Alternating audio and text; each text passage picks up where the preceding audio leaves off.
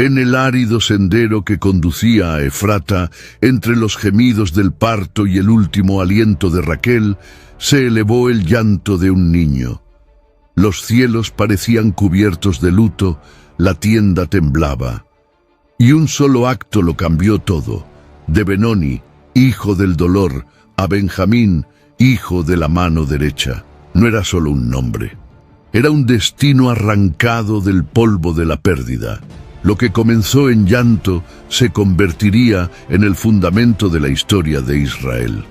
¿Cómo pudo el hijo más joven guardar un misterio capaz de levantar reyes, de casi ser borrado en una guerra fratricida y, siglos después, reavivar la llama del Evangelio? Tras una cuna empapada de lágrimas, se ocultaba un propósito destinado a atravesar generaciones, revelando por qué la tribu de Benjamín, aunque pequeña, llegó a ser inmensa en misión. ¿Por qué Jacob decidió renombrar al niño en el mismo instante de la tragedia? ¿Qué se oculta tras la profecía, Benjamín es un lobo que despedaza? ¿Cómo una tribu casi destruida llegó a ser muralla de Jerusalén junto a Judá? ¿De qué manera resonó el legado benjaminita en Saúl, el primer rey, y en Pablo, el apóstol de los gentiles? ¿Cómo se transformó la lágrima de Raquel en un nombre eternizado en el plan de Dios? Acompáñanos hasta el final y descubre el misterio guardado en el Hijo del Dolor que se convirtió en la mano derecha de la promesa, la revelación que hizo de Benjamín el centro de una tribu poderosa. Si esta historia toca tu corazón, suscríbete, deja tu me gusta y comparte. Hoy verás cómo el dolor se transforma en destino. Acompáñenos a profundizar en una de las historias más conmovedoras de la Biblia, donde Benjamín, el hijo nacido entre lágrimas, se convirtió en símbolo de promesa y esperanza. Prepárese para ver cómo el dolor puede dar origen a un legado que perdura por generaciones. Aquí comienza la historia de Benjamín, de la tribu de Judá, Caleb, hijo de Jefone. Números 13:6.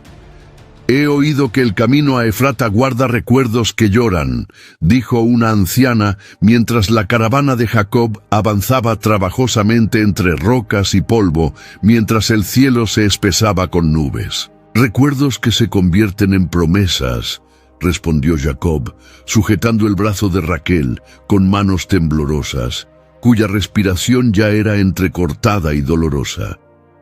El camino a Belén era una delgada línea de tierra que atravesaba las colinas. Los pastores pasaban a lo lejos y las tiendas se armaban y desarmaban al paso del rebaño. Entre los hijos de Jacob, Rubén, Simeón, Leví, Judá, Dan, Neftalí, Gad, Aser, Isaacar, Zabulón y José, el murmullo de preocupación se hizo más fuerte, pues Raquel, su amada, había entrado en labor de parto a mitad del viaje. «Ánimo, Raquel», murmuró Jacob. «Ya casi llegamos a Efrata. El Altísimo te dará fuerzas». El dolor llegaba en oleadas, como un mar sin descanso. Las parteras se apresuraron a preparar paños y agua. Raquel, pálida, apretó los dientes y se aferró a la mano de su esposo con la fuerza de quien lucha por su vida. «Jacob», susurró, «si este niño nace, quiero que sepa que lo traje al mundo con toda mi alma». «Y yo te honraré, amada mía», respondió él, con los ojos brillantes por las lágrimas contenidas. El campamento quedó en silencio. El viento rasgó el manto de la tarde, levantando un polvo fino que se adhirió a la piel de todos. La tienda donde yacía Raquel se convirtió en un santuario de suspiros, fe y miedo. A su alrededor los hermanos esperaban y José, el primogénito de Raquel, mantenía la mirada fija en la entrada de la tienda, como para alejar el dolor con la sola fuerza de la esperanza. «Ya viene», advirtió la partera. «Trae más luz». El gemido de Raquel dividió la noche. Entre su primer llanto y su último aliento, el hilo de la vida se debilitó y nació el niño, pequeño, cálido, vivo. Raquel lo abrazó con fuerza, con lágrimas mezcladas con sudor. «Benoni», dijo casi en un susurro, «hijo de mi dolor». «Raquel, no», suplicó Jacob, arrodillándose. «Este no será el sello que llevará para siempre». La partera miró a Jacob en busca de instrucciones. Puso una mano sobre la frente del niño y la otra sobre la de Raquel, como si estuviera erigiendo una carpa protectora. «Este hijo no será recordado solo con dolor», declaró. «Se llamará Benjamín, hijo de la mano derecha. En ti, pequeña vida, la diestra de Dios abrirá camino donde hay piedras». Raquel sonrió suavemente, como quien contempla el amanecer tras una larga noche. Sin embargo, sus ojos ya se despedían. «Que él viva donde yo no pueda estar», dijo, entregando al niño en brazos de Jacob. El silencio que siguió tenía algo sagrado e irreparable. La noticia recorrió el campamento como un viento frío. Raquel, su amada, había fallecido. Allí, camino a Belén, entre el polvo de Efrata y el canto de los pastores, Jacob lloró. Luego erigió un pilar sobre la tumba de Raquel, una lápida que le recordara que a veces la esperanza nace en tierra de lágrimas. «Hermanos», dijo José con la voz quebrada, «su nombre será Benjamín». Su madre lo llamó Benoni, según oí, pero su padre le dio un nuevo destino. «¿Puede un nombre cambiar un camino?», preguntó Judá. «Puedes», respondió Jacob con firmeza y cansancio.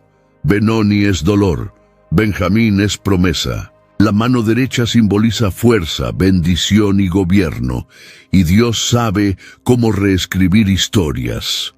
La noche se cernía sobre la pradera. A su alrededor, las constelaciones observaban a ese pequeño que, sin saberlo, ya albergaba en su interior antiguas disputas y presagios futuros. Porque la familia de Jacob no era pequeña, era una casa de 12 pilares, cada hermano un pilar para construir un pueblo. En esa casa, la rivalidad ya había avivado las brasas, pero ahora, en la época de la pérdida, nacía un nuevo vínculo. Frágil como la piel de un recién nacido, fuerte como una piedra erigida en el recuerdo. «Vengan, hijos míos», dijo Jacob. «Vengan aquí. Este es su hermano menor. Recuerden sus nombres al pronunciar el suyo: Rubén, Simeón, Leví, Judá, Dan, Neftalí, Gad, Aser, Isaacar, Zabulón, José y Benjamín. Que la bendición del Dios de nuestros padres descanse sobre ustedes». La caravana reanudó su lenta marcha. Efrata estaba justo delante, y Belén, casa de pan, parecía prometer un refugio que el desierto no podía proporcionar. Benjamín, envuelto en pañales, dormía, y en su respiración entrecortada se oía algo parecido a un juramento: la vida persistiría. «Hijo», dijo Jacob, como si el bebé pudiera oírlo, «tu madre te amó con todo su corazón. Te llevaré con la fuerza de mi mano derecha, y el Altísimo te hará grande entre tus hermanos». José se acercó a su padre y tocó el rostro del niño. «Yo me encargaré de él», prometió. «Y yo cuidaré de vosotros», respondió Jacob, «porque el amor de vuestra madre vive en vosotros dos». A lo lejos, las hogueras de los pastores salpicaban la noche como estrellas caídas a la tierra. La tierra de Belén esperaba silenciosa.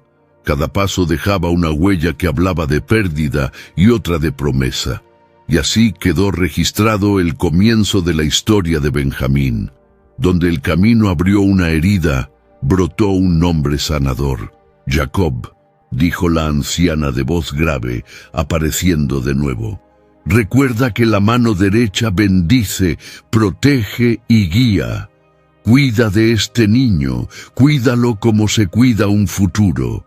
Yo lo guardaré, respondió Jacob, y Dios estará con él. Días después, cuando el luto se había calmado, Jacob levantó al niño y habló con la familia en el pilar de Raquel. Benjamín, la esperanza te nombró, dijo.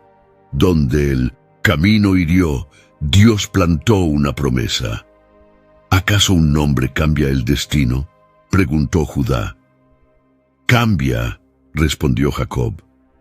Benoni recordaría la herida. Benjamín conservará la fuerza. La mano derecha es una bendición, es gobierno, es cuidado. Las tiendas estaban montadas en silencio y José vigilaba. Yo lo protegeré, le prometió a su padre, y yo os sustentaré, dijo Jacob, porque el amor de vuestra madre vive en vosotros dos. El viento pasaba entre las estacas como un arpa, y el pequeño dormía, sin saber que al dolor ya le estaban enseñando a cantar. Recuerde, dijo una anciana, un nombre es un marco, pero es Dios quien pinta el cuadro. Así será, respondió. Jacob. Belén, la casa del pan, apareció como una promesa de refugio. El campamento avanzaba con paso ligero y cada pisada parecía anunciar que la vida persiste. Al caer la tarde, Jacob se volvió hacia sus hijos. Repitan sus nombres para que el menor sepa de quién es. Rubén, Simeón, Leví, Judá, Dan, Neftalí, Gad, Aser, Isaacar, Zabulón, José y Benjamín. Somos 12, y el Altísimo nos hará un solo pueblo. ¿Y cuándo duele el anhelo?, preguntó Leví. El recuerdo de la esperanza es sanador, dijo Jacob. Cuidaremos a este niño como si cuidáramos un futuro. Esa noche, las estrellas parecieron descender hacia las hogueras. José escuchó la respiración de su hermano y sonrió. «Duerme, Benjamín», murmuró. «Donde hubo luto, habrá un camino, y Dios nos guiará por la mano derecha». Amén. El pilar de piedra vigilaba el camino, y cada viajero que pasaba aprendió a contar el tiempo antes y después. El polvo se asentó, los rebaños se multiplicaron, y el niño creció en brazos de muchos. Sin embargo, en el corazón de Jacob, la herida se convirtió en una oración, y la oración en una promesa de futuro. Pero este niño llevaría más que solo el recuerdo de su madre. Llevaría el destino de una tribu. «Padre, debemos actuar o todos pereceremos», dijo Judá con su voz profunda, resonando en la tienda donde el silencio ya era más pesado que el hambre. Jacob levantó la vista con cansancio. Su rostro curtido parecía aún más marcado por las arrugas que el dolor le había tallado con el paso de los años. Sus hijos estaban ante él, con el estómago vacío y las manos inquietas. El aire en el campamento era de desesperación. «Hay comida en Egipto», continuó Rubén, intentando convencer a su padre. «Las caravanas han regresado con grano. Si no vamos, moriremos todos». Jacob suspiró profundamente y sus ojos se llenaron de lágrimas. «Ya he perdido demasiado», murmuró. «Me han arrebatado a José, y Raquel, mi amada, se ha marchado junto al camino. Benjamín no se apartará de mi vista». Los hermanos se miraron con inquietud. «Padre, somos muchos», argumentó Simeón. «Si todos morimos, ¿de qué servirá salvar a uno solo?» «No lo entiendes», respondió Jacob con voz temblorosa. «Es el hijo de mi vejez, lo último que me queda de Raquel. Si algo le sucede, mis canas se irán a la tumba con tristeza». Benjamín, sentado cerca, escuchaba esas palabras en silencio. Sus jóvenes ojos reflejaban obediencia e incomodidad a la vez. «Padre», dijo en voz baja, «no quiero ser motivo de división.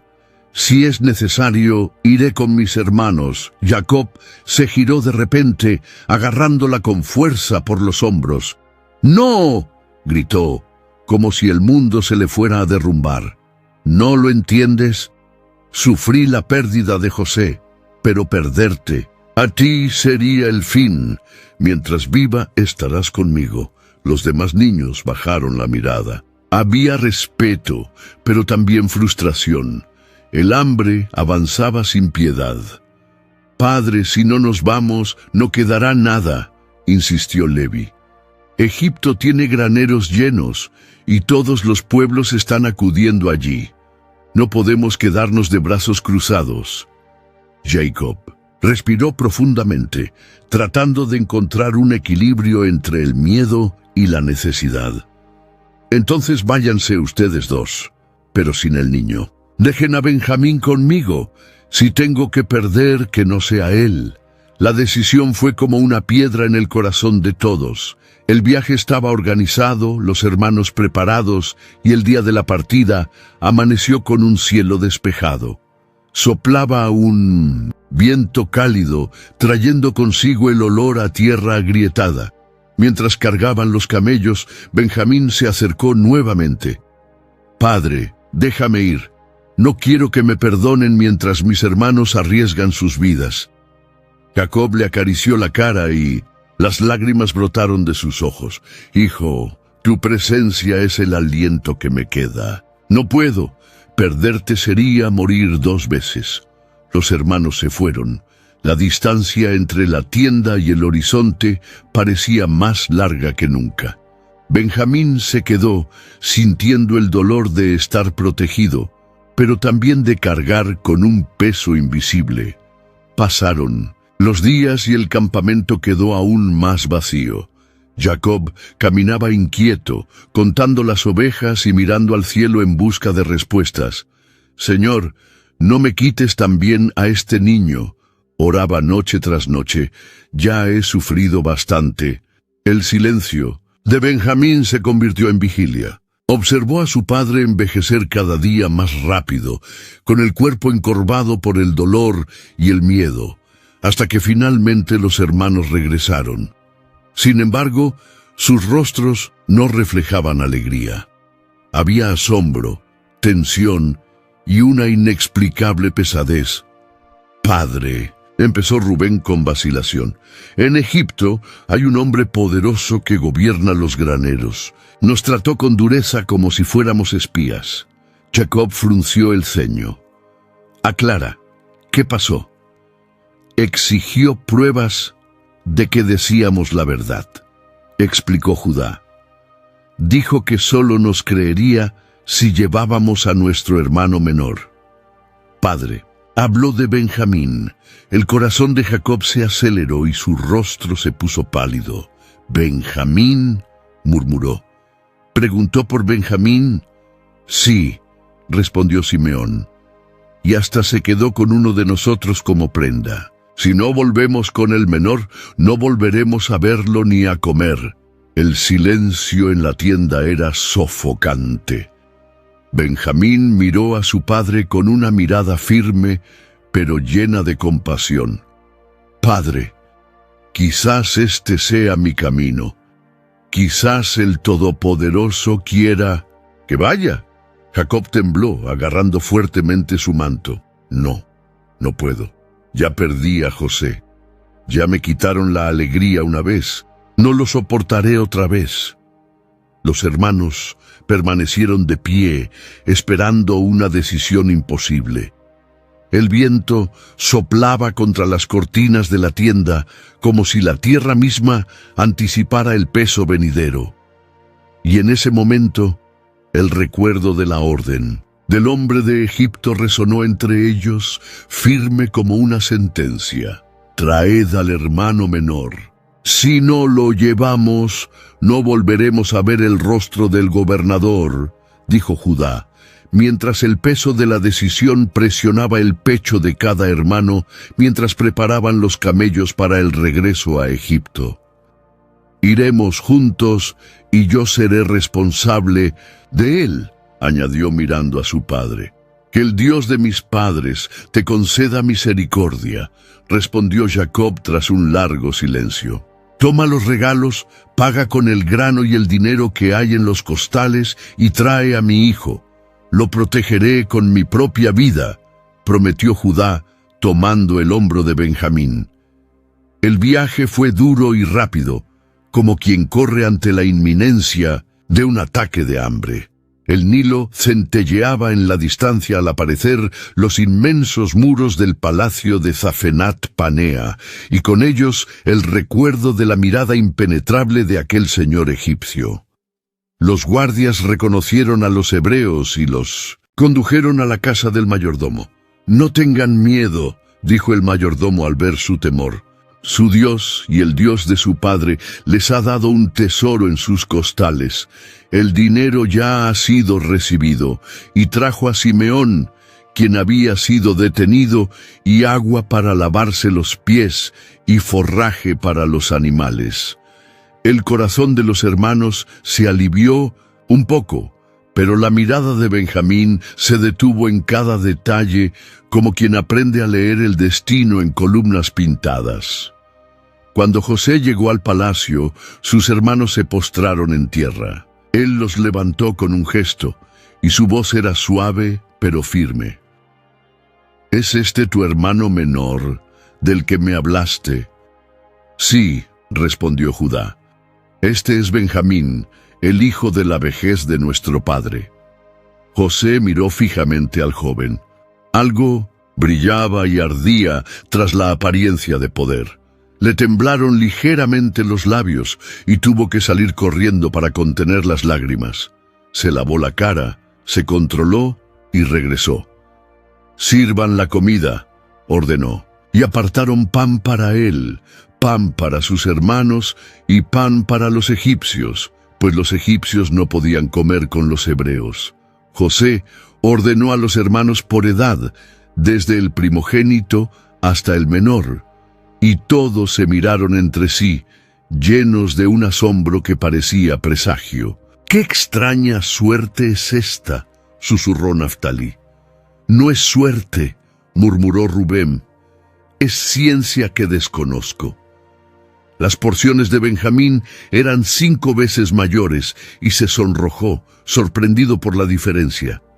El vino fluyó como para disolver viejas culpas, y por un momento hubo risas, hasta que la noche trajo de vuelta el peso de las preguntas. Mientras las flautas sonaban y las lámparas se balanceaban, José llamó al mayordomo aparte. «Llenad los sacos de estos hombres con todo el alimento que puedan llevar, y poned el dinero de cada uno en la boca del saco. Haré lo que me ordenes. Y mi copa de plata, la copa en la que bebo y sobre la que suelo preguntar, la pone en la boca del costal del más joven». El mayordomo asintió, y la orden se cumplió en silencio. El amanecer sorprendió a la caravana fuera de las puertas, dejando tras de sí un rastro de polvo y favores. Apenas llegaron al campo cuando los jinetes de Egipto los alcanzaron. «¿Por qué has devuelto bien con mal?», exclamó el capitán. «¿No sabes que el gobernador tiene una copa con la que consulta?». «Lejos de tus siervos», respondió Judá, dando un paso al frente. «Si alguno de nosotros encuentra la copa, que muera, y seremos esclavos de mi señor. Así sea, pero solo aquel a quien se le encuentre la copa será mi esclavo. Los demás seréis libres». Y comenzaron su búsqueda del mayor al menor. Cada nudo desatado parecía aflojar otra cuerda en el corazón de Benjamín, hasta que la mano del mayordomo se alzó hacia el frío brillo de la plata. «Aquí lo tienes». «¡No!», exclamó Benjamín pálido. Los hermanos rasgaron sus ropas y regresaron a la ciudad sintiendo el suelo resbalarse bajo sus pies. De vuelta en el palacio, se postraron. José bajó los escalones como un juez que dicta una sentencia guardada en secreto. «¿Qué es lo que has hecho?», preguntó. «¿No sabes que un hombre como yo puede adivinar? ¿Qué le diremos a mi señor?», respondió Judá con voz ronca. «Dios ha descubierto la iniquidad de tus siervos. Somos esclavos de mi señor, tanto nosotros como aquel en cuyas manos se halló la copa. Lejos esté de mí hacer tal cosa», respondió José. El hombre en cuya mano se halló la copa será mi esclavo, pero tú sube a tu padre en paz. El mundo le daba vueltas a Judá. Vio el rostro de Jacob abrumado por la tristeza, la promesa de la tienda, la mano en el hombro del hijo menor. «Señor mío», dijo, dando un paso adelante, «ruego a tu siervo que hable una palabra, y que tu enojo no se encienda contra mí, pues eres como Faraón». Y contó sobre su anciano padre, sobre la pérdida de José, sobre el miedo que rodeaba a Benjamín como un muro. «El alma de nuestro padre está ligada al alma del joven», dijo. «Si el joven no regresa, el anciano morirá, y yo mismo he dado fe de él ante mi padre». José escuchaba sin mover la cara, pero sus ojos ardían como quien mira al fuego. «¿Por qué debería cambiar de opinión?», preguntó, congelando la habitación. Judá se arrodilló. «Porque la carga recaerá sobre quienes no puedan soportar más pérdidas. Tómame en lugar del joven, que suba con sus hermanos, y yo seguiré, siendo esclavo de mi amo». «¿Confías entonces en que tu sacrificio es suficiente?» «Confío en que la misericordia es la justicia de los que aman». Cuando llegamos ante ustedes por primera vez, el miedo nos rodeaba como un muro. Continuó. Preguntaron por nuestro padre, por nuestro hermano menor, y les dijimos la verdad. El anciano aún vive, pero su fuerza flaquea como una lámpara al viento. Te dije que el niño no podía dejar a su padre, o moriría, añadió. Sin embargo, el hambre nos obligó. Y tu siervo garantizó la vida del hijo menor con su propio honor. ¿Se lo juraste a tu padre?, preguntó José con expresión pétrea. Lo he jurado, confirmó Judá. Si no te lo traigo, pecaré para siempre. El joven es la vida del anciano. Sin él, sus manos tiemblan, su memoria se desvanece, y el llanto le roba el pan antes de que llegue el hambre. ¿Y por qué debería creer que no robaste?, interrumpió José. Porque la plata regresó con nosotros sin que la pidiéramos, intervino Rubén, y la trajimos en nuestras manos. No buscamos tu mal, buscamos pan. La copa encontrada habla contra ti. El cáliz habla de misterio, no de culpa, dijo Levi, inclinándose. Si el mal ha entrado en nuestro equipaje, no ha sido por nuestra propia voluntad. Benjamín levantó un poco la cabeza, como para tomar aire antes de que el agua lo encerrara nuevamente. Señor, no sé cómo llegó la copa a mi costal. No soy ladrón, soy el último de mi madre. El recuerdo de la tumba junto al camino a Belén atravesó la habitación, invisible y nítido. Por un instante, José creyó oír pasos antiguos, el llanto de un padre, los sueños de un joven arrancados de una túnica. «Si te dejo libre, ¿quién responderá por la copa?», insistió José. «Yo», dijo Judá, dándose un puñetazo en el pecho. «Mi vida, mi futuro, mis hijos, todo por este joven. Llévame. ¿Te encadenarías para liberarlo? Haré de mi cuerpo la cadena para que el viejo no descienda al polvo de la tristeza. ¿Y tus hermanos consienten?» «Consentimos», dijo Neftalí sin aliento. «No soportamos ver a nuestro padre derrumbarse otra vez». «¿Y tú, Benjamín?», preguntó José, sin querer ser dulce en su voz. «Soy menos que la culpa que me rodeaba», respondió el joven. «Pero si alguien debe quedarse, que no sea yo. Mi padre moriría, y mi nombre sería como sal grabada a fuego en su corazón». El murmullo de los sirvientes vibraba entre las columnas. El sol del patio proyectaba rayos de luz que atravesaban el polvo, y cada grano parecía un testimonio. «Dicen que vuestro Dios convierte el llanto en baile», dijo José casi en un susurro. «Dicen también que ama la justicia con gracia», respondió Judá. «Deja que me quede, deja que el niño suba. Nuestro padre te lo agradecerá todos, los días que le queden. ¿Qué pasa si te conservo hasta el fin de tus años? Mejor mi sombra entre estas columnas que la tumba apresurada de mi padre. Joseph dio unos pasos, su ropa rozando el suelo como un mar de lino. Sus anillos rozaron con un suave tintineo. En su interior, los recuerdos llamaban a la puerta. «Aún no me has dicho por qué eres tú, y no otro, quien se ofrece», dijo. «Porque fui yo quien unió mi alma al alma del muchacho», respondió Judá. «Si regreso sin él, mi juramento se convertirá en un cuchillo contra mi casa, y mi padre perderá la luz que le queda en los ojos». Se hizo un profundo silencio, como cuando un arpista hace una pausa antes del último acorde. Los hermanos aguardaban el veredicto, y los sirvientes contenían la respiración para no perturbar a los dioses de Egipto. «Fuiste valiente al hablar», dijo Joseph, «¿pero aún tienes la última palabra?»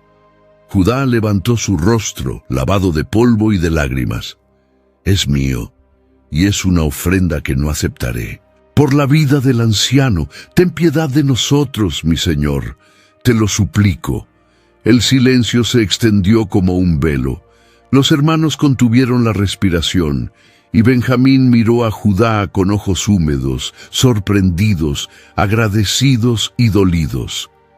«Te lo ruego», concluyó Judá con la frente en el suelo. «Deja ir al muchacho para que el corazón de nuestro padre no muera conmigo. Yo tomaré su lugar». Antes de continuar, les pedimos su apoyo. Suscríbanse al canal y denle me gusta. Esto nos ayuda a seguir compartiéndoles historias inspiradoras como la de Benjamín, el Hijo de Dios, protegido en medio de la pérdida y el miedo. Ahora, pasemos a los momentos en que su vida conecta con el destino de toda la nación de Israel. «Que mis palabras lleguen a tus oídos, Señor de Egipto», dijo Judá postrado, con el rostro en el suelo, tras la súplica que resonó por la habitación como una flecha disparada con desesperación. «No puedo regresar sin el niño. Mi padre moriría de pena». Joseph respiraba con dificultad, luchando contra sí mismo.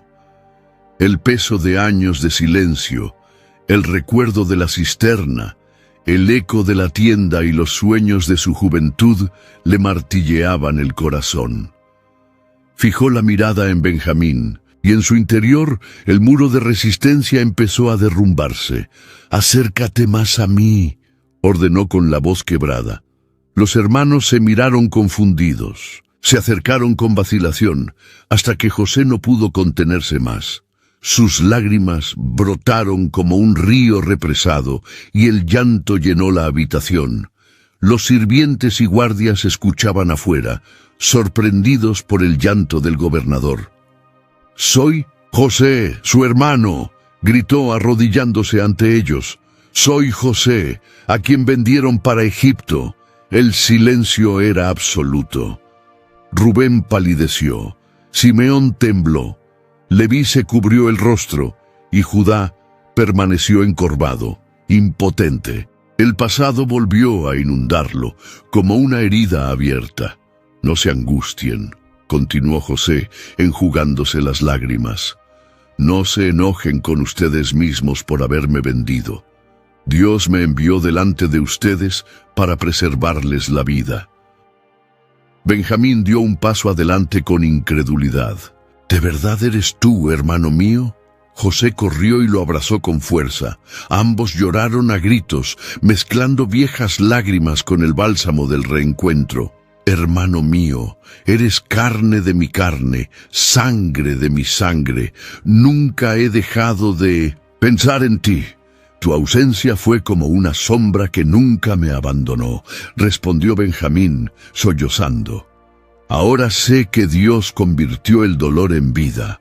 José le apretó el rostro entre las manos, como para recordar cada rasgo perdido con los años. Luego lo besó, y una breve risa se le escapó entre las lágrimas. «Viví para este momento», dijo.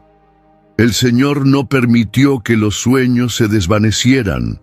Los demás hermanos, aún sin reaccionar, mantenían la vista fija en el suelo.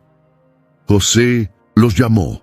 «Acérquense también ustedes, porque son mis hermanos». Tímidamente, uno a uno, se acercaron. José los abrazó, y las cadenas de la culpa comenzaron a romperse. «Lo que tú planeaste para mal, Dios lo transformó en bien. Hoy no hay condenación, sino perdón». La atmósfera de la cámara cambió. El lugar que había sido un tribunal de temor se convirtió en un altar de reconciliación. José ordenó que les sirvieran pan y agua, y sus corazones quedaron en paz. «¿Está vivo todavía mi padre?», preguntó con ansiedad. «Vive», respondió Judá con la voz quebrada, «pero su vida es tan frágil como una lámpara que casi se apaga. Entonces, no tardes.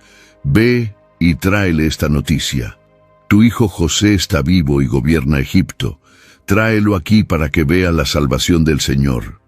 Los hermanos asintieron, y la esperanza comenzó a brillar en sus ojos. Joseph continuó: «No discutan en el camino, ni se acusen unos a otros. El tiempo de la culpa ya pasó. Ahora es el tiempo de la vida». Abrazando nuevamente a Benjamín, le dijo en voz baja: «Cuando nuestras miradas se cruzaron, el luto desapareció. Eres una señal de que Dios se aferró al hilo de la promesa. Y tú eres la prueba de que los sueños del Todopoderoso no se desvanecen, ni en la cárcel ni en el dolor», respondió Benjamín. El llanto dio paso a la risa, y la sala se llenó de nuevas voces. El peso de los años se aligeró como una pesada capa arrojada al suelo. Cuando los carros y las provisiones estuvieron preparados para el viaje, José alzó la voz ante todos: «Tomen semillas, pan, ropa y animales. Mi padre vendrá a vivir a Gosén. Allí tendrán pan en medio del hambre». Rubén todavía estaba temblando. «No somos dignos de tanta bondad». «No eres digno, pero eres amado», respondió José. «La gracia no depende del mérito, sino del propósito de Dios». Mientras se despedían, José tomó a Benjamín de la mano. «No nos separaremos de nuevo. Nuestro padre verá, y la alegría le devolverá la vejez. Entonces correré a casa de mis hermanos», dijo Benjamín, «porque hay un anciano que necesita urgentemente oír». La procesión partió. El polvo del camino se levantaba bajo las pezuñas de los animales. Cada paso era ahora una promesa, no una sentencia. Los hermanos conversaban entre sí, y Judá murmuró: «¿Quién hubiera pensado que el gobernador era José? ¿Quién hubiera pensado que la culpa se cambiaría por perdón?», respondió Simeón. Benjamín caminaba en silencio, con el corazón lleno, el recuerdo del abrazo vívido. Las palabras de José resonaban en su interior, más fuertes que el ruido de los coches. Levi le dio un codazo. «¿Qué opinas, Benjamín? Creo que mi nombre ya no es solo un recuerdo de lágrimas». «¿Y entonces qué es?» «Es testimonio de que la mano derecha de Dios puede transformar todo». «¿Y crees que será recordado?» «Más de lo que podemos imaginar». Benjamín alzó la vista al cielo, y el viento le trajo paz. Entre el pasado y el futuro, supo. La historia de ese nombre no terminaba allí, porque el nombre de Benjamín resonaría mucho más allá de aquella escena. «Acérquense, hijos míos», dijo Jacob con voz débil pero llena de autoridad, mientras la habitación se llenaba de murmullos y del lento sonido de la respiración del patriarca. Las 12 tribus se reunieron alrededor de su lecho. Las lámparas ardían tenues, proyectando sombras que danzaban sobre las paredes de la tienda. El aire se llenó de un silencio solemne, pues todos sabían que estas serían las últimas palabras del padre de Israel. Jacob llamó a cada hijo uno por uno, pronunciando: bendiciones y advertencias. Sus ojos, aún vivos bajo las profundas arrugas, escrutaron cada rostro como si viera más allá del presente y sondeara los días venideros. Rubén, tú eres mi primogénito, pero como las aguas impetuosas no serás el más excelente. Simeón y Leví, hermanos en la violencia, sus espadas son instrumentos de iniquidad. Judá, el cetro no será quitado de ti. Un murmullo recorrió la asamblea. Todos sintieron el espíritu del patriarca hablar con el peso de la eternidad. Entonces su mirada cansada se posó en el más joven, el que había llegado entre el dolor y la esperanza.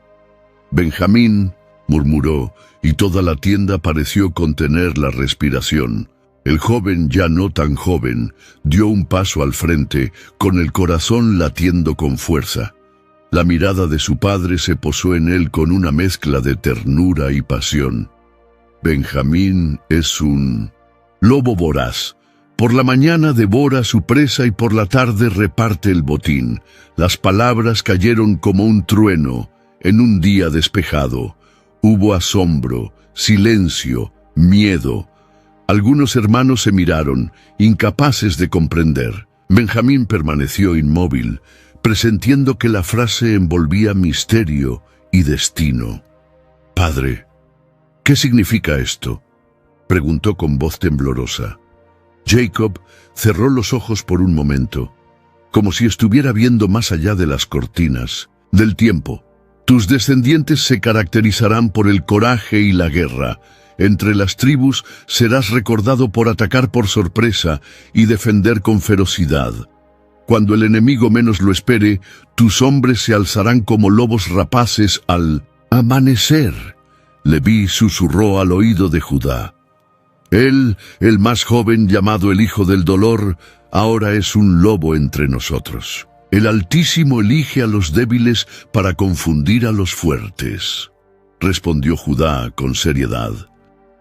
Benjamín aún no lo comprendía del todo. Se acercó a su padre, sosteniendo su mano fría y frágil. Me llamaron Benoni al nacer, hijo del dolor. Me rebautizaron Benjamín, hijo de la mano derecha. Ahora me dices que soy un lobo voraz. ¿Cómo puede un nombre tener tantas caras? Jacob sonrió levemente, incluso con los ojos medio cerrados. Porque en ti el dolor y la esperanza se unen y la fidelidad se transforma en valentía. No te libraste del dolor, pero serás recordado por tu fortaleza. El anciano suspiró profundamente. Su respiración parecía cada vez más superficial, pero sus palabras aún tenían autoridad profética. De ti saldrán guerreros como arcos tensos. En las batallas de Israel, tu tribu será pequeña en número, pero poderosa en ferocidad. Los hermanos escucharon en silencio, impresionados. Rubén, que había fracasado tantas veces, miró a Benjamín con una mezcla de respeto y temor. «Padre, ¿no es demasiado pesado para el más joven soportar semejante destino?», preguntó Zabulón. «No es una carga, es un llamado», respondió. «Jacob, el Altísimo dará fuerza para que cada uno pueda cumplir su parte en el cuerpo de Israel». Benjamín bajó la cabeza, luchando con la imagen que ahora lo atormentaría. Los lobos aparecieron en su mente, acechando las colinas, acechando a sus presas con astucia y hambre. Él, el hijo de la mano derecha, sería recordado no solo por el dolor de su madre, sino por la tenacidad de sus hijos. El anciano levantó su mano temblorosa, como si todavía estuviera bendiciendo. El lobo no caza por vanidad, sino por supervivencia. Y tú, hijo mío, sobrevivirás donde muchos perecerán. Tu tribu se alzará como depredadores en la oscuridad, pero también dividirá el botín al anochecer. Lo que comienza con sangre termina en provisión para el pueblo. Las palabras resonaron como una espada doble, amenaza y promesa, juicio y gracia. Benjamín sintió que las lágrimas brotaban de sus ojos, pero también una llama crecía en su interior. José, todavía a su lado, le puso la mano en el hombro. «No temas lo que has oído. El mismo Dios que transformó mi prisión en un palacio, transformará tu destino en victoria». Benjamín respiró profundamente, intentando asimilarlo todo.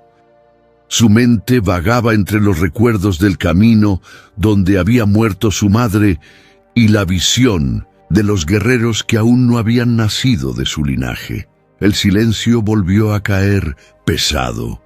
Jacob parecía quedarse dormido, pero su voz se alzó en un último susurro. «Recuerda, hijo, tu dolor no será en vano». La sala entera tembló con la sensación de que algo más grande estaba sucediendo. Los hermanos se inclinaron en señal de respeto, algunos con lágrimas, otros con miedo. Benjamín permaneció inmóvil, llevando en el pecho la marca de un destino que no había pedido, pero que ahora le pertenecía. Judá se inclinó hacia él y murmuró: «Si te han llamado lobo, que tus dientes sean contra tus enemigos y no contra tus hermanos».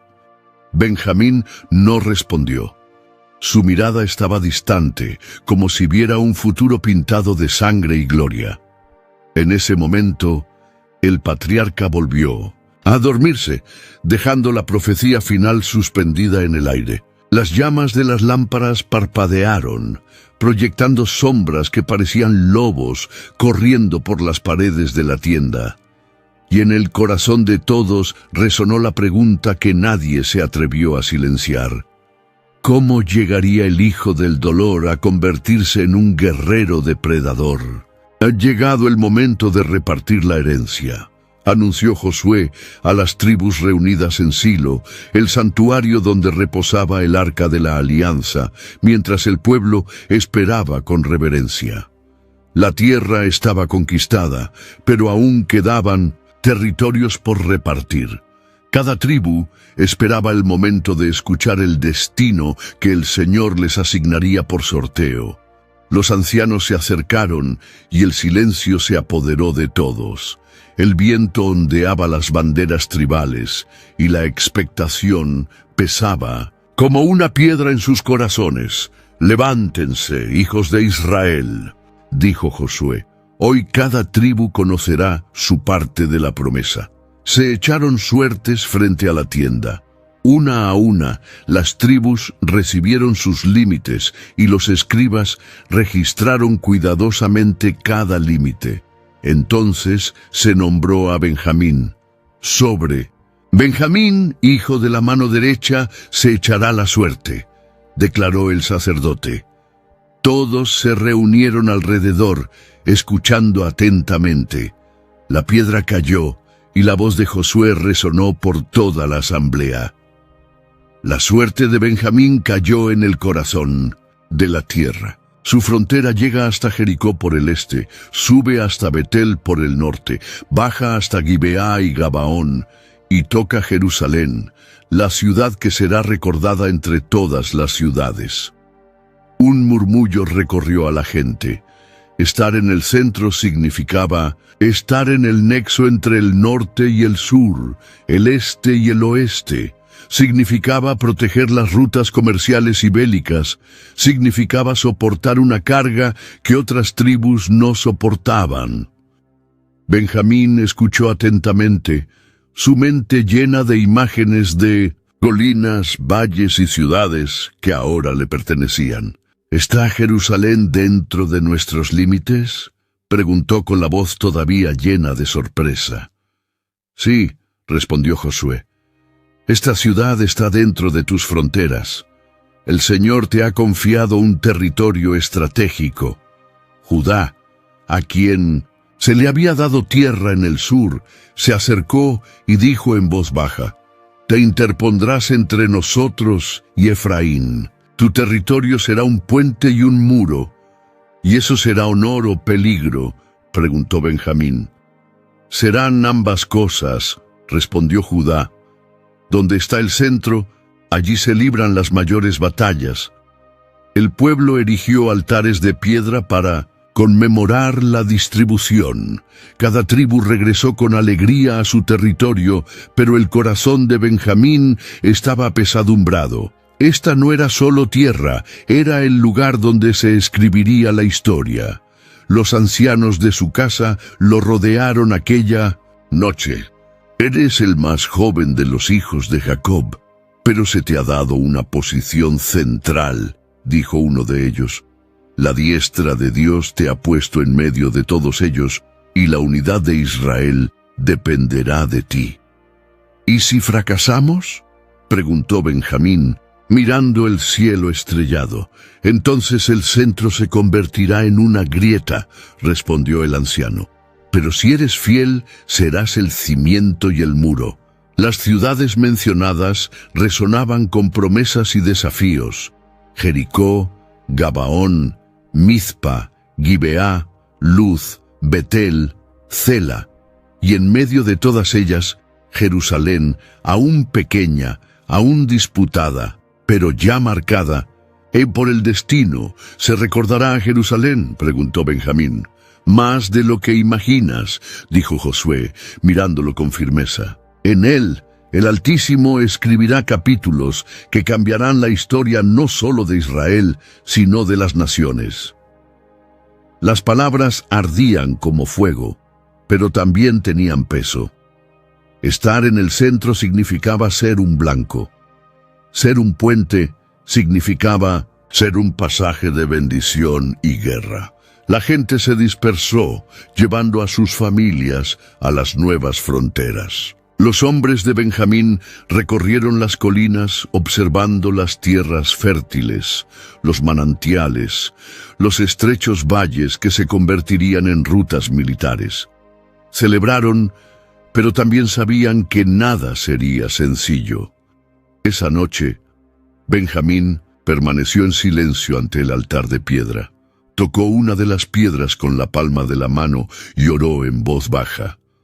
Señor, que mi nombre sea más que un recuerdo de lágrimas. Si me has dado el centro, me ayuda a soportar el peso. Detrás de él, uno de sus compañeros murmuró, el centro de la tierra es como un corazón. Si late bien, todo el cuerpo vive. Si falla, todo el cuerpo se derrumba. Benjamín cerró los ojos. Vio las sombras del dolor de Raquel, el abrazo de José, la profecía de Jacob. Ahora también vio colinas que serían escenario de guerra y una ciudad que se volvería eterna en los planes de Dios. El viento soplaba con fuerza en Silo, como si el mismísimo Todopoderoso confirmara la gravedad de aquella lotería. El futuro de Israel dependía de la fidelidad de cada tribu. Pero Benjamín tenía una marca distinta, estar en el centro, sujetando las cuerdas que unían los extremos, resistiendo los embates que allí se encontrarían.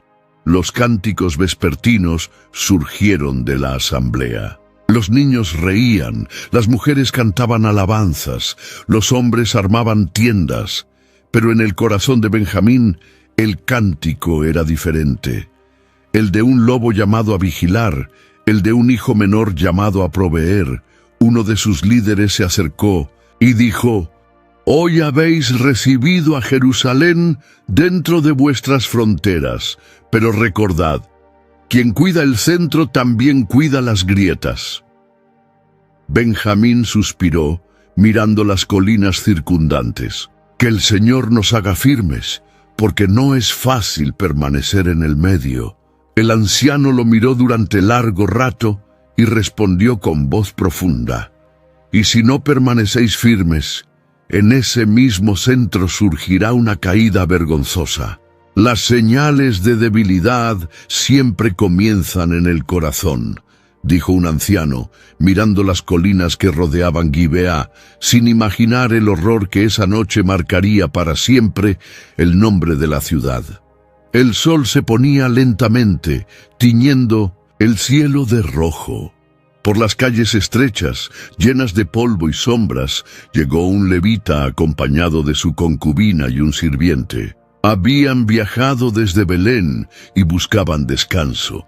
«Señor, ¿nos detenemos en Gibeá?», preguntó el sirviente con cansancio. «Es de Benjamín», respondió el levita. «Es mejor estar entre hermanos que entre extranjeros».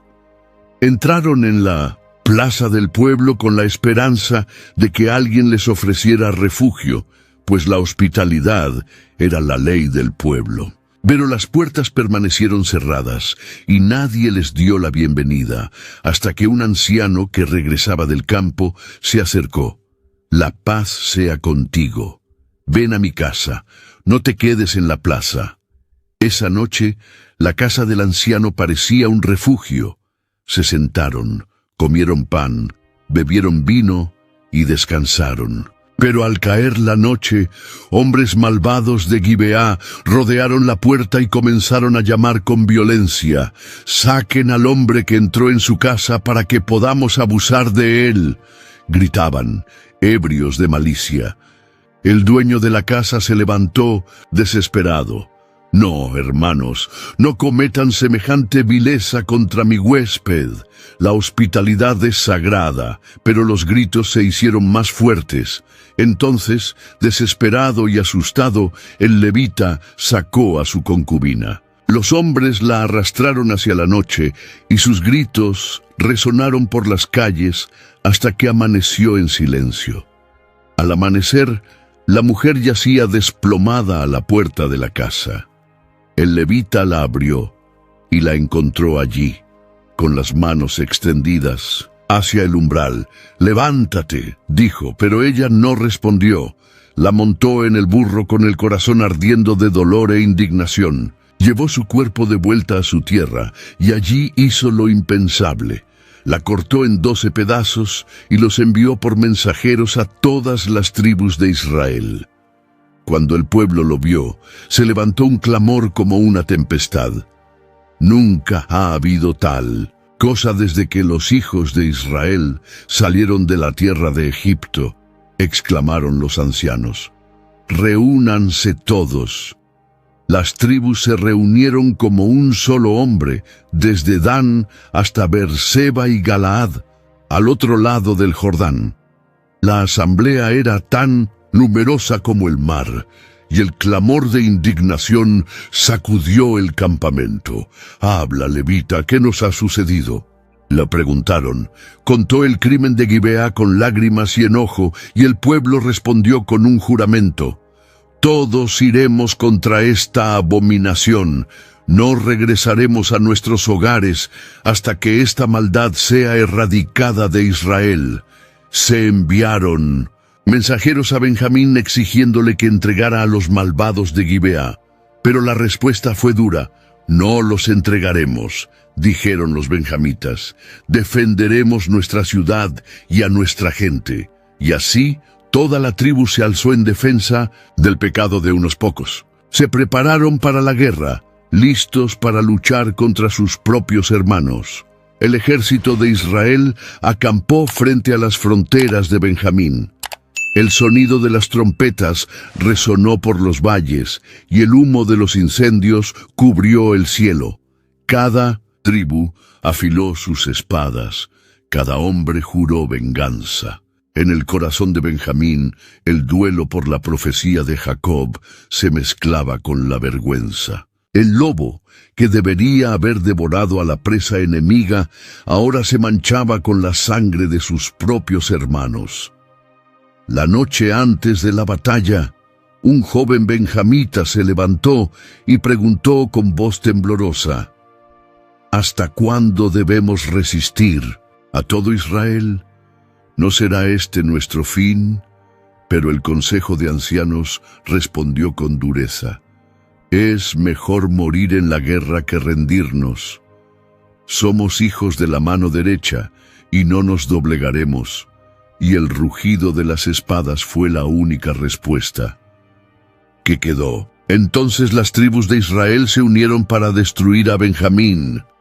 «Levantaos como un solo hombre contra Benjamín», gritó un anciano de Israel en el campo de Mizpa, donde estaban reunidas todas las tribus, armadas con hierro y furia. El eco de la orden se extendió como un trueno. Las trompetas resonaron, y la tierra tembló bajo el peso de miles de pies. El pueblo clamaba justicia por el crimen de Gibeá, y ningún corazón estaba dispuesto a ceder. Los jefes tribales marcharon delante del ejército y alzaron la voz: «Traednos a los culpables, para que Israel sea purificado». Pero Benjamín se negó a entregar a sus malvados hombres. Prefirieron luchar antes que manchar el honor de la tribu. Hombres valientes de Gibeá y pueblos vecinos se reunieron, unos 26,000 guerreros escogidos, diestros en el uso del arco y la espada. Entre ellos había 700 zurdos capaces de lanzar piedras con la honda sin fallar un pelo. «Somos pocos, pero somos lobos», y dijo un capitán Benjamín: «Mejor morir como guerreros que vivir esclavos de la humillación». El primer día de batalla amaneció con la tierra envuelta en niebla. Israel avanzó en formación, confiado en su superioridad numérica, pero los benjamitas les tendieron una astuta emboscada. El sonido de las ondas hendía el aire, las piedras impactaban con precisión y las espadas veloces se abrían paso entre el ejército enemigo. «¡Adelante, hijos de la mano derecha!», gritaron los capitanes. Cuando el polvo se asentó, 22,000 hombres de Israel yacían muertos en el campo. El terror se había extendido entre las tribus y esa pequeña tribu, contra todo pronóstico, había prevalecido. Por la noche, Israel lloró delante del Señor en Silo. «¿Continuaremos, oh Dios?», preguntaron, postrándose ante el arca. La respuesta llegó firme: «Me enfrenté a ellos». Al segundo día marcharon de nuevo, llenos de sed de venganza, pero los benjamitas, como lobos adiestrados para la caza, repitieron su estrategia. Atacaron por los flancos, e Israel se sumió en la confusión. Otros 18,000 hombres fueron masacrados ese día. ¿El Altísimo lucha por ellos?, murmuraron algunos desesperados. ¿Cómo puede una tribu tan pequeña vencernos?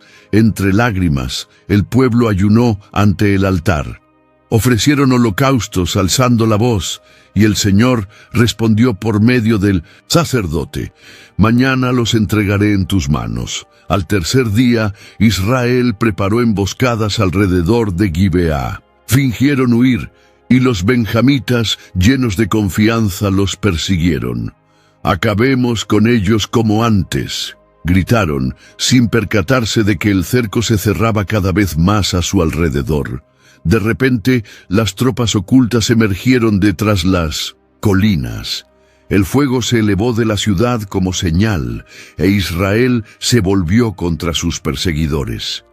El rugido de las espadas llenó los valles y la tierra se tiñó de sangre.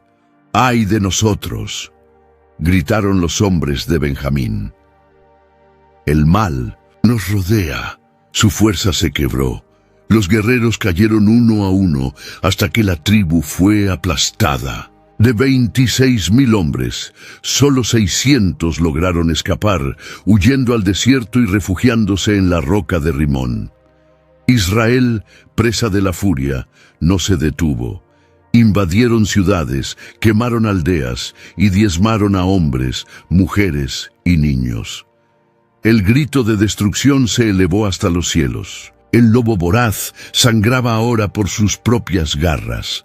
Cuando el polvo de la batalla se asentó, solo aquellos 600 permanecieron ocultos entre las rocas, temblando, hambrientos y humillados. Uno de los supervivientes alzó la voz, respirando entrecortadamente y con los ojos llenos de dolor: «Somos todo lo que queda». Y otro respondió, con el corazón hecho pedazos: Solo 600 hombres, escondidos en la roca de Rimón. ¿Hasta cuándo lloraremos delante del Señor?, preguntó un anciano de Israel con la voz entrecortada, mientras las cenizas de la guerra aún colgaban sobre el campo y la sangre derramada de los hermanos clamaba contra los cielos. El pueblo se había reunido en Silo ante el altar lleno de arrepentimiento. Antes clamaban por justicia, ahora los embargaba la culpa. Habían jurado erradicar el pecado, pero casi habían exterminado a una tribu entera. «Falta una tribu de Israel», gritaron entre lágrimas. «Oh Dios, ¿por qué ha sucedido tal?» Hay cosa entre nosotros. Hombres y mujeres rasgaron sus vestiduras, postrándose ante el arca. El sonido de sus voces llenó el santuario como un gemido colectivo. De los 26.000 guerreros de Benjamín, solo 600 habían escapado, escondidos en la roca de Rimón. No quedaban mujeres, ni niños, ni futuro. Si no hacemos nada, la tribu de nuestro hermano desaparecerá de la faz de la tierra. Suke, dijo uno de los jefes. ¿Y cómo le explicaremos al Señor que el número de Israel se ha reducido? Pero había un problema. En medio del furor de la guerra, las tribus habían jurado solemnemente no entregar a sus hijas como esposas a los benjamitas. La promesa hecha ante el Señor era inquebrantable, y aún así, el dilema ardía ante todos. Sin esposas, la tribu no tendría descendencia. Fuimos rápidos para castigar y lentos para perdonar, murmuró un sacerdote. Si el juramento es pesado, que la sabiduría del Altísimo nos muestre una salida. Así que decidieron buscar una solución. Recordaron que una ciudad de Israel, Jabes de Galaad, no había acudido a la asamblea ni a la guerra. En su dolor, enviaron soldados allí y solo perdonaron la vida a las jóvenes vírgenes, trayendo 400 de ellas como esposas para los sobrevivientes de Benjamín. Los ancianos reunieron nuevamente al pueblo. Aquí hay 400 jóvenes para los 600 hombres, que se unan y que la tribu no se extinga. Pero aún faltaban 200, así que los líderes idearon otro plan. En Silo hay fiestas en honor al Señor todos los años. Las jóvenes salen a bailar a las viñas. Que los benjamitas que quedan se escondan en las viñas. Cuando las jóvenes bailen, que salgan y cada hombre tome a una por esposa. Así no romperemos el juramento, pues no las entregaremos de nuestras manos, sino que ellas las tomarán. El consejo parecía extraño, pero el pueblo estuvo de acuerdo, porque sus corazones clamaban por misericordia. Al llegar el día de la fiesta, las jóvenes de Silo salieron danzando, vestidas con atuendos coloridos, con panderetas y voces alegres. Era un cántico de celebración al Señor, pero tras la música se escondía el peso de la restauración de una tribu. Los benjamitas estaban escondidos en los viñedos. Sus ojos reflejaban vergüenza y esperanza. A la señal acordada, avanzaron y tomaron a las jóvenes para sí según las instrucciones. Se oyeron gritos de sorpresa, pero no de odio, pues todos sabían que era la única manera de preservar el nombre de la tribu. Esa noche, los 600 hombres se miraron en silencio. Tenían esposas, volvían a tener un futuro, pero también conservaban el recuerdo de la devastación, de la guerra contra sus hermanos, de la destrucción de sus ciudades. «Estamos vivos por gracia, no por mérito», dijo uno de ellos con lágrimas en los ojos. «Que este recuerdo nunca nos abandone», respondió otro, «porque quienes casi han desaparecido deben recordar siempre que fueron salvados por la misericordia». Los ancianos de Israel levantaron sus manos al cielo y oraron: «Señor, tú que juzgas con justicia y también salvas con compasión, protege a esta tribu que ha regresado del borde de la muerte, que Benjamín no perezca, sino que viva para dar testimonio de tu gracia. El campamento se llenó de alivio, pero también de temor, porque sabían que el destino de toda una tribu se había decidido no por la espada, sino por la misericordia. Los benjamitas regresaron a sus tierras devastadas, reconstruyeron casas, reconstruyeron muros y sembraron campos. Cada piedra repuesta hablaba de supervivencia, cada semilla sembrada en la tierra hablaba de esperanza. Benjamín, el hijo de la mano derecha, no había desaparecido, pero ahora llevaba una cicatriz eterna: la vergüenza de Gibeá, la guerra en Mizpa, la huida a la roca de Rimón. Todo permanecía grabado en su identidad. Alrededor de las fogatas, cuando los niños preguntaban por el pasado, los hombres bajaban la mirada. Ninguna respuesta era sencilla. El futuro existía, pero el peso del recuerdo los perseguiría para siempre. En la última noche de la asamblea en Silo, un anciano resumió el sentimiento de todos: salvamos a la tribu de Benjamín, pero no borraremos la marca de su casi destrucción. Levántate y sígueme, porque hoy verás lo que el Señor tiene reservado para ti, dijo Samuel mirando al joven alto que lo acompañaba por las estrechas calles de Ramá. Saúl, hijo de Cis, un benjamita de Gibeá, no comprendió del todo el peso de esas palabras. Su corazón seguía puesto en buscar las asnas perdidas de su padre, pero sus pasos lo llevaban a un destino que jamás hubiera imaginado. «¿Pero por qué me hablas así, hombre de Dios?», preguntó Saúl con incertidumbre. «¿Acaso no soy de la tribu más pequeña de Israel? ¿Y no es mi familia la más pequeña de la tribu de Benjamín?». Samuel sonrió levemente, como quien ya conoce el final del camino. «Precisamente por eso fuiste elegido. El Altísimo no ve como ve el hombre. Él exalta a los pequeños para confundir a los grandes». Llegaron a la casa del profeta y ya estaba preparada la comida. Saúl, aún confundido, fue colocado en un lugar de honor. «Aquí está la porción que te reservaron ayer», dijo Samuel sirviéndosela. «Cómela, porque fue guardada para el hombre que Dios escogió». Esa noche, el corazón de Saúl latía con fuerza. El joven, acostumbrado a caminar por las colinas de Gibeá, se encontraba ahora ante un llamado que superaba su comprensión. Al amanecer, Samuel lo llamó aparte. «Quédate un poco para que te muestre la palabra de Dios». Tomó el frasco de aceite, lo derramó sobre la cabeza de Saúl y lo besó.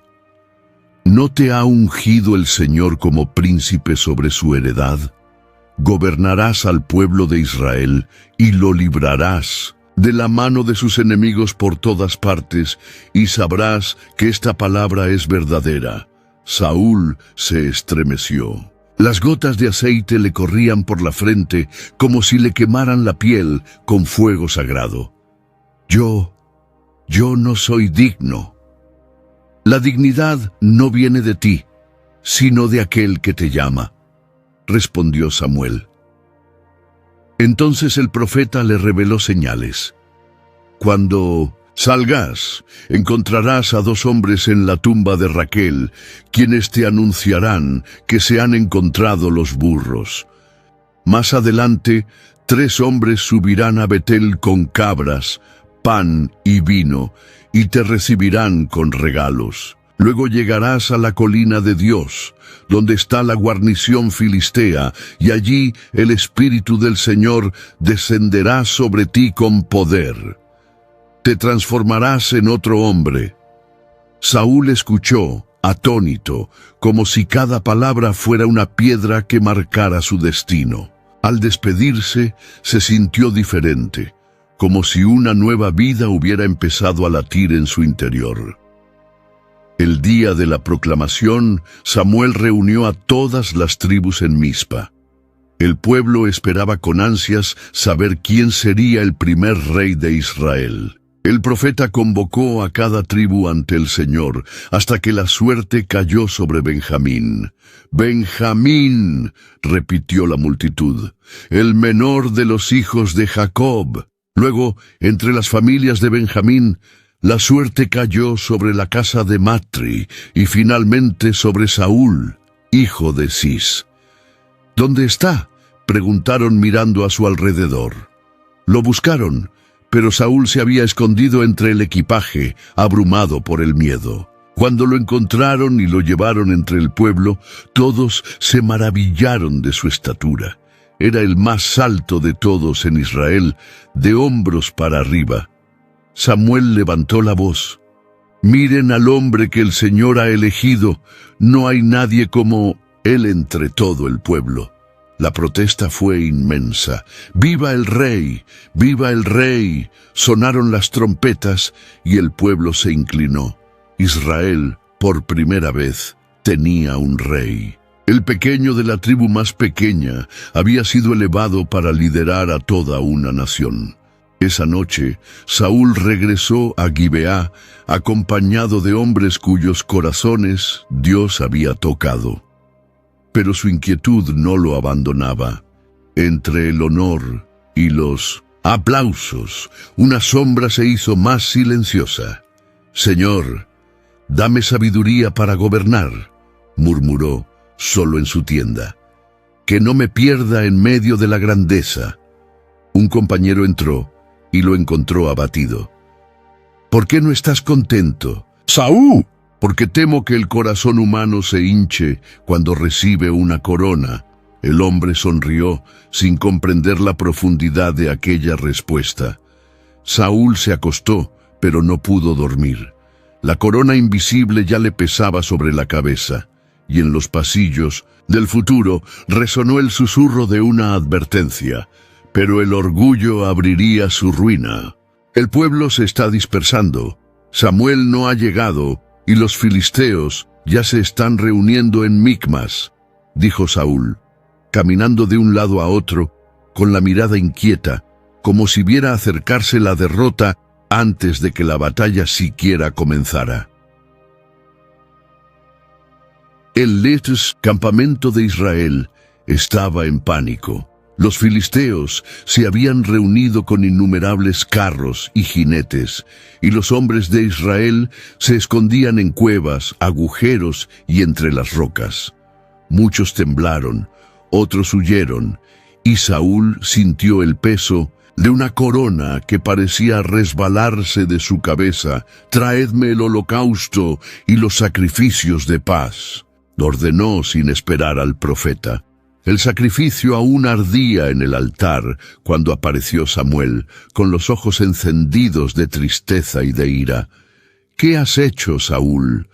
«Vi al pueblo dispersarse, vi a los filisteos listos para atacar, y tú no.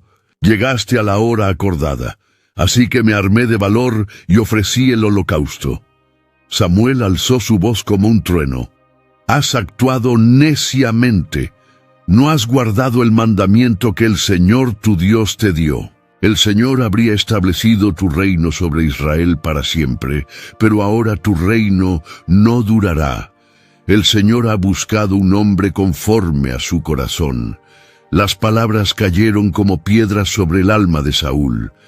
El pueblo observaba con asombro. El primer rey ungido de Israel escuchó entonces la sentencia que selló su caída. Aún así, las guerras continuaban. Saúl reunió hombres, atacó enemigos y ganó batallas. Pero con cada victoria sentía un amargo sabor de vacío, como si la presencia del Altísimo se alejara lentamente de él. Entonces llegó la orden decisiva: destruir por completo a los amalecitas sin perdonar nada, ni hombres, ni mujeres, ni niños, ni ganado. Saúl marchó y ganó la batalla, pero perdonó al rey Agag y a lo mejor del ganado y los rebaños. Cuando Samuel salió a recibirlo, Saúl lo saludó con falsa seguridad. «Bendito sea el Señor. He cumplido el mandamiento». Pero el sonido de balidos y mugidos resonó por todas partes. «¿Qué es este balido de ovejas y este mugido de bueyes que oigo en mis oídos?», y preguntó Samuel con aspereza. Saúl trató de justificarse.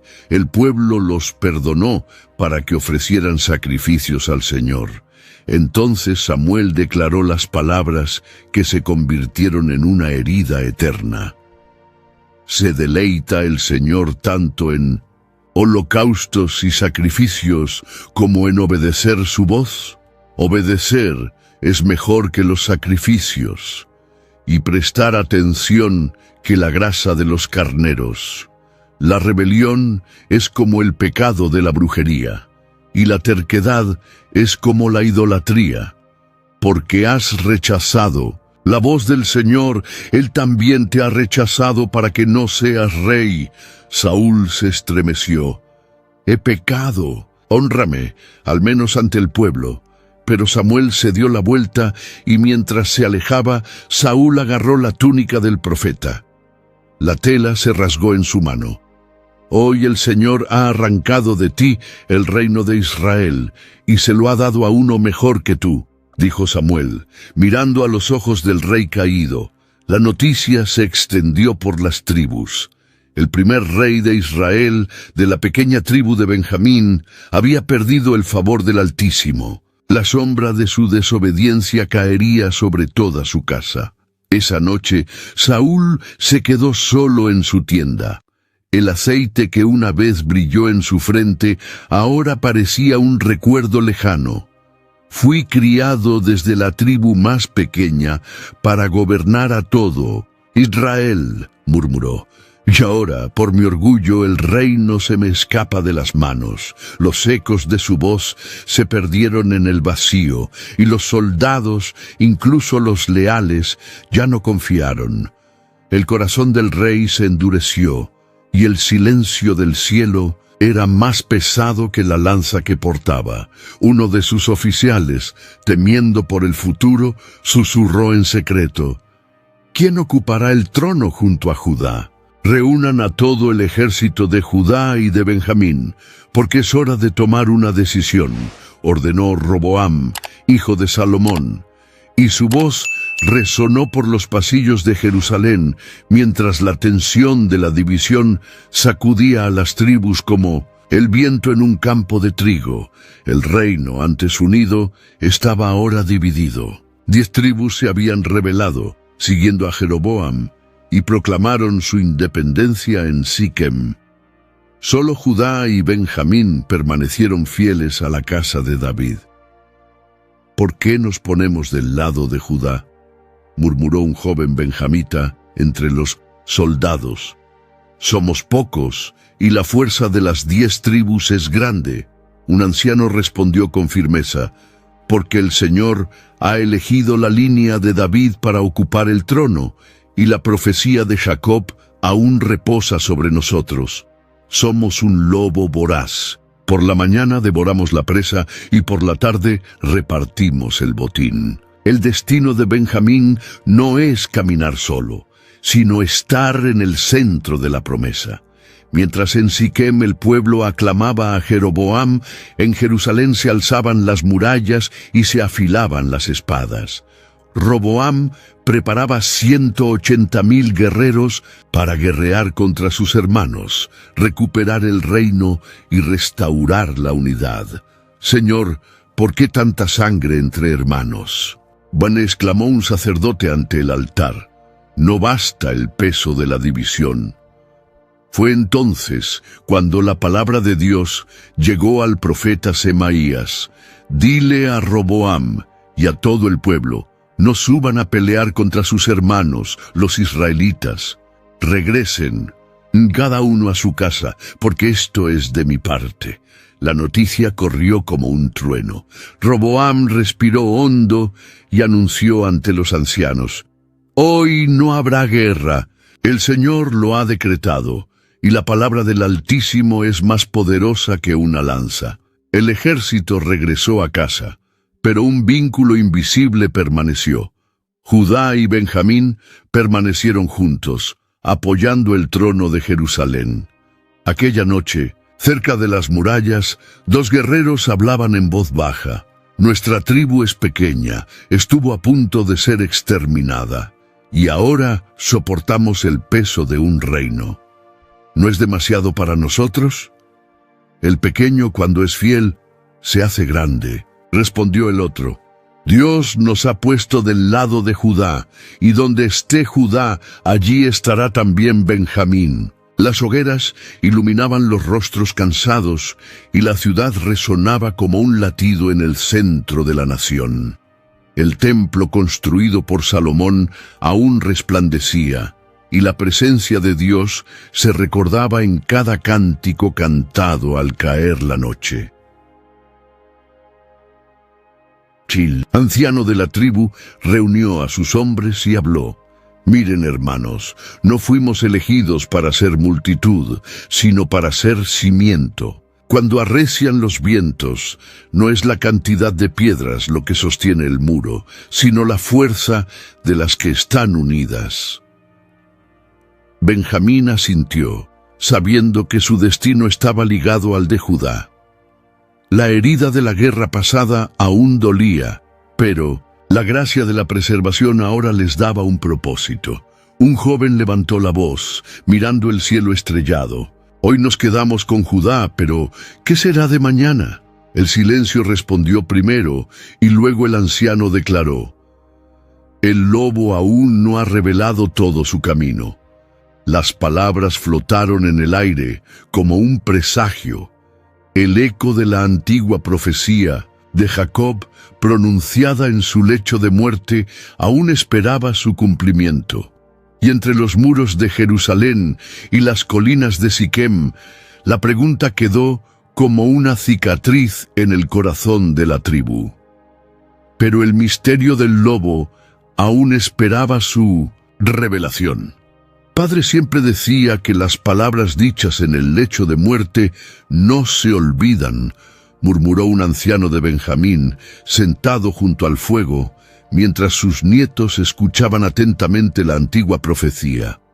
El viento nocturno soplaba entre las tiendas, trayendo consigo el aroma de la tierra y el recuerdo. Todos sabían que la tribu llevaba una huella única entre los hijos de Jacob. No era solo un territorio, ni solo una historia, sino un destino sellado en las últimas palabras del patriarca. Benjamín es un lobo voraz, recitó el anciano, con voz firme, como devolviendo el peso de la bendición al tiempo. Por la mañana devora la presa, y por la tarde reparte el botín. Los niños se miraron con curiosidad. Uno de ellos, con los ojos muy abiertos y curiosos, preguntó, ¿qué significa ser un lobo, abuelo? El hombre respiró profundamente antes de responder. El lobo es valiente, no teme a la oscuridad, caza en manada, pero también sabe enfrentarse solo. Es fiero cuando necesita luchar, pero comparte los frutos de la victoria con los suyos. Así somos nosotros, la tribu más pequeña, pero capaces de mostrar al mundo la fuerza que el Todopoderoso nos ha dado. Uno de los jóvenes mayores interrumpió. Pero si somos pequeños, ¿por qué el padre Jacob no nos llamó corderitos? ¿No sería más amable? El anciano meneó la cabeza. Porque el Altísimo no nos designó para la mansedumbre, sino para la valentía. El cordero se sacrifica, pero el lobo resiste. Y nuestra historia lo ha demostrado. Sobrevivimos a la guerra. Casi fuimos aniquilados, pero resurgimos. La ferocidad no es para atacar a nuestros hermanos, sino para proteger lo que Dios nos ha confiado. El fuego crepitaba, iluminando los rostros. Las palabras resonaban como el recuerdo de una batalla. Algunos hombres murmuraban entre sí. Éramos lobos en Gabá, pero lobos contra nuestros hermanos, y casi nos perdimos por ello, respondió otro. La profecía no nos llamó a devorar a Israel, sino a defender la esencia de la promesa. El anciano levantó su bastón y habló en tono grave: no lo olviden. Jacob dijo que por la mañana devoraríamos la presa. Esto habla de juventud, fuerza y valentía intrépida, pero también dijo que por la tarde dividiríamos el botín. Esto es señal de madurez, de compartir, de justicia. Un verdadero lobo sabe pelear, pero también sabe dividir. Benjamín, nombre, nacido entre lágrimas, se había convertido en un símbolo de valentía en el corazón de la tierra prometida. Su posición estratégica, su fidelidad al trono de David, su capacidad de perseverar cuando parecía no haber esperanza, todo revelaba el espíritu del lobo. Un joven guerrero que hasta entonces escuchaba en silencio, preguntó: «Si somos lobos, ¿por qué no entendemos todavía todo el misterio de la profecía?». El anciano sonrió amargamente, porque ni siquiera Jacob lo reveló todo. La visión era más grande que nosotros. El lobo es más que la guerra, más que la presa, más que la victoria. El lobo es una señal de algo que aún esperamos ver. Las llamas se reflejaban en los ojos de cada uno. Se hizo un silencio denso, como si la noche misma aguardara la respuesta aún no dada. Uno de los hombres, inquieto, murmuró a su vecino: «¿Quién entonces revelará completamente este enigma?». Y las brasas se encendieron como si en su resplandor albergaran la pregunta que atravesaría generaciones: ¿quién revelaría plenamente este enigma? Yo soy hebreo de hebreos, de la tribu de Benjamín, circuncidado al 8º día, fariseo en cuanto a la ley, irreprensible en cuanto a la justicia que hay en ella, declaró Saulo de Tarso, con voz firme, mirada ardiente, como si no admitiera objeción alguna ante los maestros de la sinagoga. Era el primer siglo, y Jerusalén vivía días de fervor y conflicto. Los rumores de un nazareno crucificado que proclamaba al Mesías se extendieron por toda Judea, enardeciendo corazones y dividiendo familias. Saúl, un joven celoso, veía a esta secta como un peligro mortal para la pureza de Israel.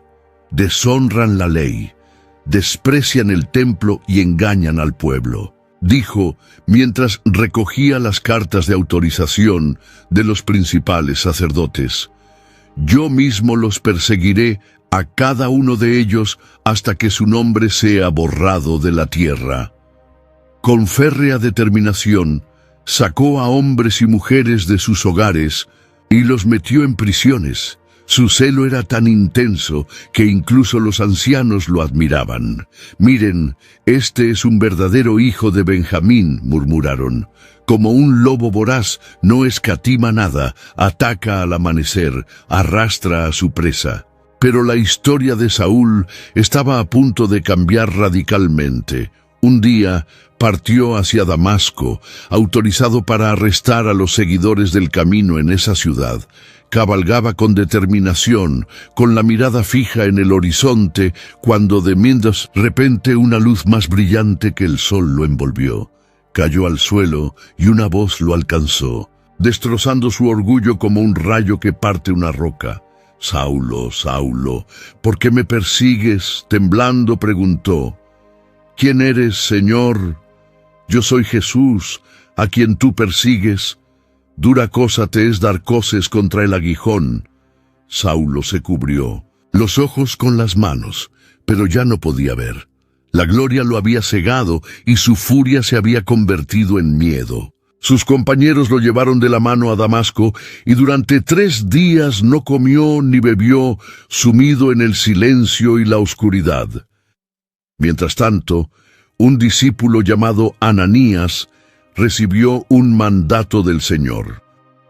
«Vayan a la calle recta y busquen a Saulo de Tarso. Mirad, está orando». Ananías dudó. «Señor, he oído hablar mucho de este hombre. cuánto daño ha causado a tus santos en Jerusalén. Pero la voz del Señor respondió con autoridad: Ve, porque instrumento escogido es mío, para llevar mi nombre en presencia de los gentiles, de reyes y de los hijos de Israel. Ananías obedeció. Entró en la casa, impuso las manos sobre el perseguidor caído y dijo: Hermano Saulo, el Señor Jesús, que se te apareció en el camino, me envió para que recobraras la vista y fueras lleno del Espíritu Santo. Inmediatamente, como escamas, cayeron de los ojos de Saúl, y recuperó la vista. Se levantó, fue bautizado, y su vida dio un giro inesperado. El lobo voraz, que una vez devoraba al amanecer, ahora compartía el pan de vida por la tarde. De perseguidor se había convertido en pregonero, de cazador se había convertido en pastor. En Jerusalén y más allá, el nombre de Pablo resonó. En las sinagogas predicó que Jesús era el Hijo de Dios. En las plazas públicas proclamó la gracia. En las cárceles cantó himnos. En sus cartas sembró semillas que perdurarían a lo largo de los siglos, porque para mí el vivir es Cristo y el morir es ganancia, escribió mientras soportaba la prisión. Ya no vivo yo, mas vive Cristo en mí, confesó transformado. Interiormente, la tribu de Benjamín, marcada por la ferocidad de los lobos y el recuerdo de la destrucción cercana, ahora veía en su descendiente el cumplimiento de algo más grande, el coraje, redimido por la gracia. Una noche, mirando el cielo, estrellado, Pablo recordó su linaje. Vengo de Benjamín, pequeño entre los hermanos de Israel, pero Dios me hizo un instrumento para llevar su palabra hasta los confines de la tierra. Los pasos del apóstol resonaron desde Jerusalén hasta Roma, y su voz llegó a reyes y esclavos, judíos y gentiles, sabios y simples.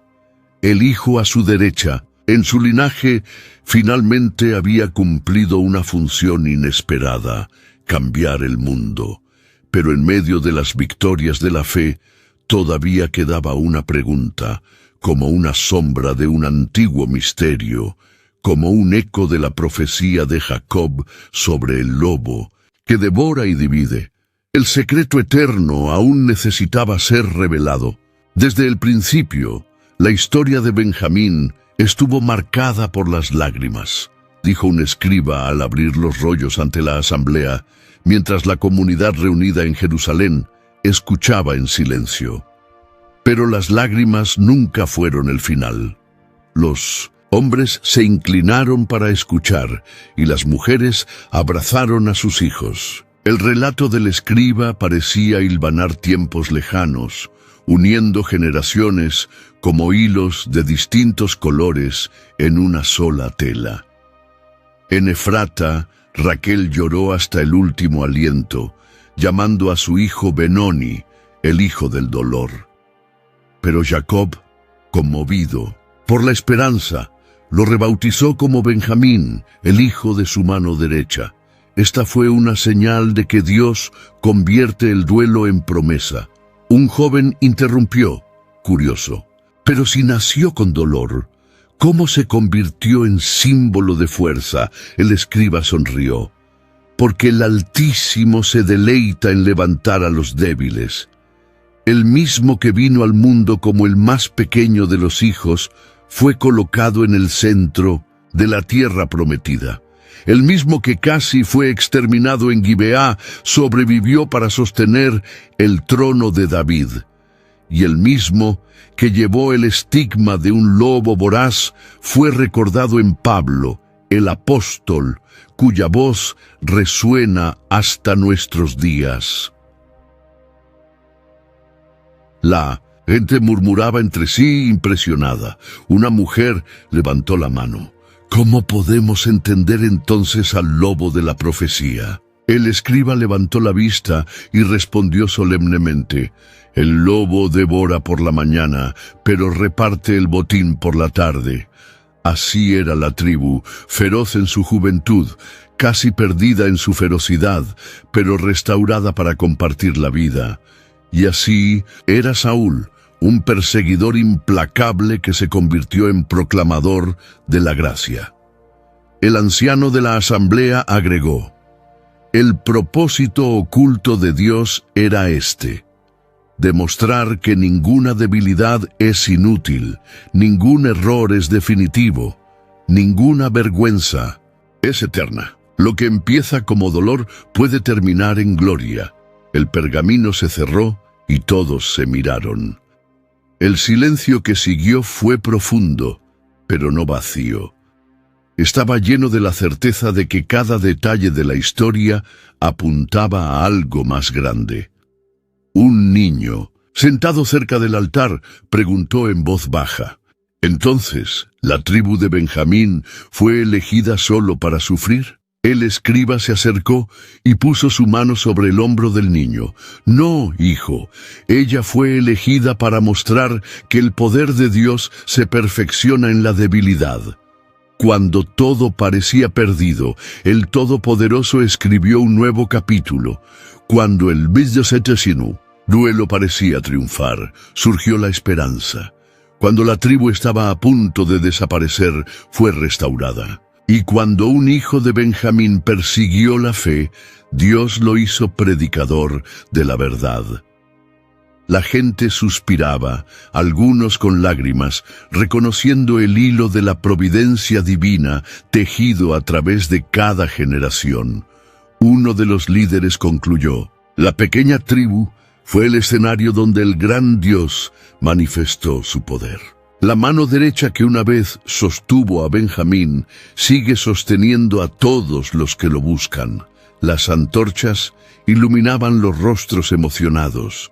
Hombres y mujeres entonaban canciones suaves, recordando que el mismo Dios que vio la lágrima de Raquel también había escrito cartas a través de Pablo, llegando a pueblos lejanos. Y cuando la noche cayó sobre Jerusalén, la historia de Benjamín ya no era solo un recuerdo de dolor, sino un signo de transformación. Un joven discípulo, mirando al cielo estrellado, murmuró a su compañero que estaba a su lado: si el propósito oculto de Dios se cumplió en Benjamín, entonces todavía hay algo mayor por delante de nosotros. El otro respondió con los ojos brillantes de expectación: porque tu legado se extiende más allá del tiempo. Venid y ved, porque las cosas viejas pasaron. He aquí todas son hechas nuevas, anunció el ángel, guiando a los escogidos a la visión que Juan registraría como la santa ciudad, la nueva Jerusalén, descendiendo del cielo como una novia, ataviada para su esposo. Los muros eran de jaspe reluciente, altos y firmes, reflejando la gloria de Dios mismo. Y en ellos había 12 puertas, cada una hecha de una sola perla, custodiadas por ángeles. Y sobre cada puerta estaba grabado el nombre de una de las 12 tribus de Israel. Los rescatados se acercaron con reverencia, con los ojos llenos no de dolor, sino de asombro ante la gloria. Entonces, alguien leyó en voz alta el nombre escrito en una de las puertas: Benjamín. Y el nombre resonó a través de los portales dorados como una antigua melodía que finalmente había encontrado su última nota. Un anciano, que había sido peregrino en una tierra árida, cayó de rodillas y dijo: desde el llanto de Raquel, las guerras de Gibeá, la casi extinción en la roca de Rimón, hasta la fidelidad al trono de David, el Señor preservó a la tribu del hijo de su diestra, y ahora su nombre resplandece a las puertas de la eternidad. Las voces se unieron en la canción. Eres digno, Señor, porque transformaste el dolor en esperanza, la vergüenza en honor, la debilidad en fuerza. El lobo voraz, que devoraba por la mañana y desgarraba por la tarde, ahora hallaba descanso. La ferocidad se había convertido en paz, la lucha en victoria eterna. Uno de los redimidos se volvió hacia el otro y murmuró: no era solo una pequeña tribu. Era una señal de que Dios escribe promesas incluso en las líneas del dolor. El compañero respondió con lágrimas de alegría. El hijo a la derecha permanece para siempre como signo de esperanza. Si esta historia te llegó al corazón, aparecerán 2 videos más en tu pantalla con personajes bíblicos que también experimentaron dolor, milagros y promesas. Haz clic, suscríbete al canal y dale a me gusta. Que el Dios que transformó las lágrimas de Benjamín en esperanza también fortalezca tu camino, porque a menudo de las lágrimas nacen las promesas.